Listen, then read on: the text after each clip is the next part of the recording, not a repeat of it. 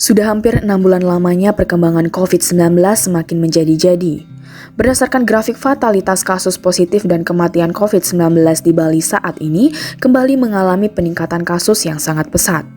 Sepanjang 30 Agustus hingga 6 September 2020, kasus positif tercatat sebanyak 1.134 orang dan jika dipresentasikan dari perkembangan sebelumnya, terjadi peningkatan kasus sebesar 100,7% yang pada akhirnya membuat Bali menjadi provinsi di Indonesia yang mengalami peningkatan kasus paling tajam. Lantas bagaimanakah nasib pendidikan saat ini? Dinas Pendidikan Pemuda dan Olahraga Kota Denpasar telah mengeluarkan surat edaran nomor 420/52733/Disdikpora tentang petunjuk teknis dari pembelajaran tatap muka pada masa pandemi, yang menjelaskan mekanisme pembelajaran tatap muka yang akan dilakukan pada beberapa daerah yang sudah dalam zona hijau. Surat persetujuan orang tua siswa pun sudah mulai disebarkan oleh sekolah-sekolah. Namun realitanya saat ini hampir seluruh daerah di Bali sedang berada pada zona merah dan memiliki risiko penyebaran yang tinggi. Nah, saya pribadi setuju dengan adanya pembelajaran dengan tatap muka ini. Namun karena di sini dengan adanya masihnya penyebaran virus juga, mungkin sebaiknya pembelajaran tatap muka itu dibarengi dengan protokol kesehatan. Dimulai dari penggunaan masker, habis itu pembatasan jumlah siswa di dalam satu kelas. Misalkan di dalam satu kelas hanya menampung 10 sampai 20 tergantung dari luas ruangan dari sekolah tersebut agar physical distancing-nya tetap berjalan, dan juga nanti di awal dari saat siswa mau masuk kelas itu disediakan tempat cuci tangan ataupun hand sanitizer-nya, karena mengingat jumlah dari kasus COVID di Pulau Bali semakin meningkat, khususnya di Kota Denpasar.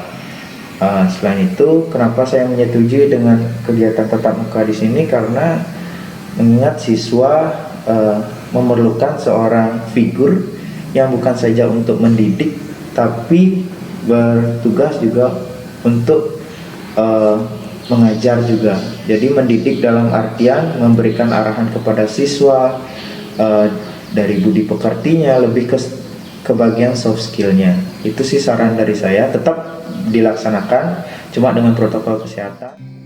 Bali saat ini tengah mempersiapkan kegiatan pembelajaran tatap muka yang diperkirakan akan dilaksanakan usai libur Galungan dan Kuningan.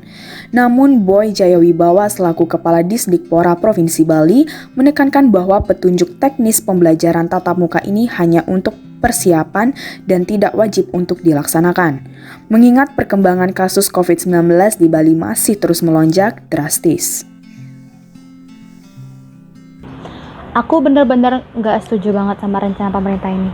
Karena kita tahu kan semakin hari kasus COVID-19 itu semakin meningkat dan banyak klaster-klaster baru yang ditemukan. Klaster penyebaran COVID-19 yang ditemukan. Dan aku takutnya kalau sekolah tatap muka ini dibuka, sekolah itu akan menjadi klaster baru penyebaran dari virus COVID-19 ini gitu. Walaupun banyak yang bilang kayak, ya nggak apa-apa sekolah buka aja, sistem imun anak-anak masih kuat, yang sumbernya saya masih kuat kayak. Tapi menurutku, walaupun ya, misal kalau aku kena virus COVID-19, tapi sistem imunku kuat, jadi aku bisa nangkal virus itu. Oke. Jadi aku takutnya nanti selain jadi klaster baru, jadi selain kitanya yang kena COVID-19, takutnya aku menjadi pembawa virus COVID-19 dari sekolah ke rumah.